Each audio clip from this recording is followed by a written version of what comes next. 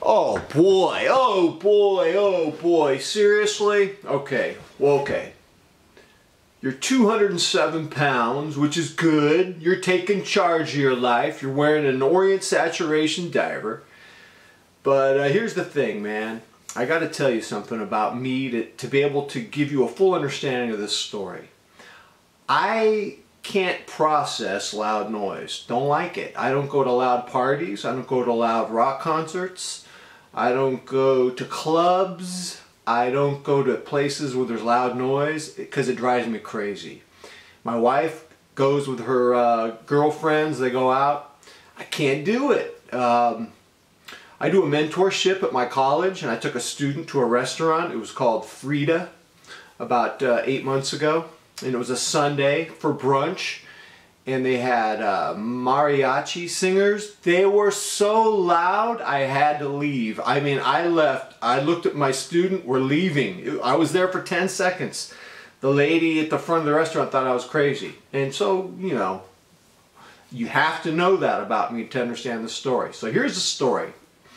And it's about how society tells us what's normal when it's not normal. And here's the situation. Last week, I was pumping gas at Valero gas station on Prairie and 190th.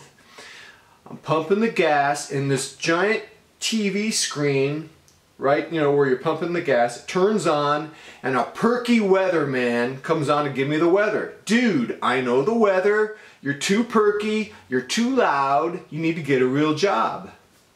It was so loud it hurt my ears. So they cut from the weather to an ad to get an oil change. It was too loud. It hurt my ears. Then they cut to an ad to buy snacks. I don't eat snacks.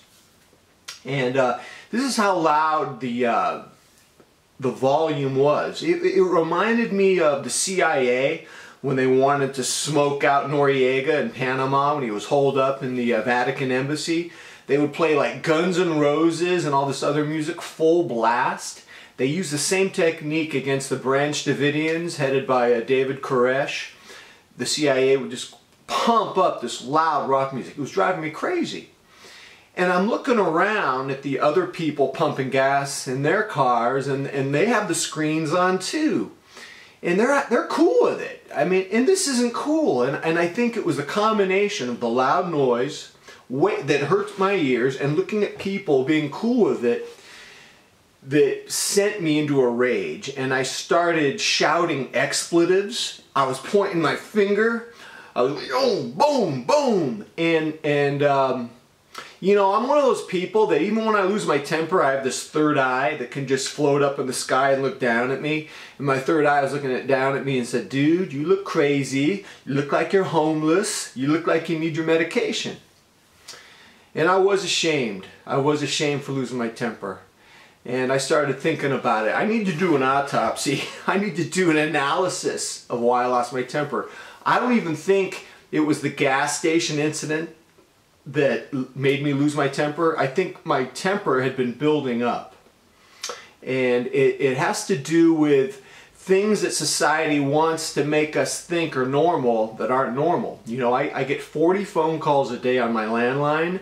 99% of these calls are trolls, robocalls, phony people, people from construction companies and solar companies going, hi, we just wanted to give you a courtesy call and follow up on that call you made us. No, I never made you a call.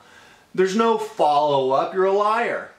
And most of the time they're just hang-ups. Some of them are, we are calling you, you're in trouble from the IRS, you're in trouble, someone has taken your information, you need to give us your information so we can help remedy. Yeah, whatever, man.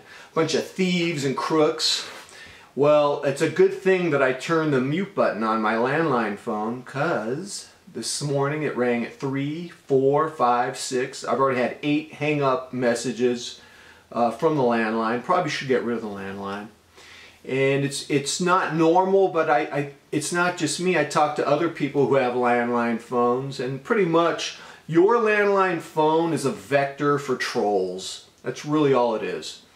And the other problem is that there are screens everywhere. Not just at the Valero gas station, Ralph's. I'm shopping at Ralph's and going down the aisle, and this giant screen in the aisle in my face, a big monkey going, "Try the new and improved Cocoa Puffs." Shopping at Home Depot, giant screen. Do you need to steam carpet? Do you have a nasty stains in your carpet? Steam clean that carpet? Yeah, yes. I don't need a screen there. There's screens at my daughter's dentist office. There's there's screens at my dental. I don't need to see the Lifetime channel while I'm getting my teeth cleaned. I don't need to see the Smithsonian channel. I don't need to see polar bears while I'm getting my teeth cleaned.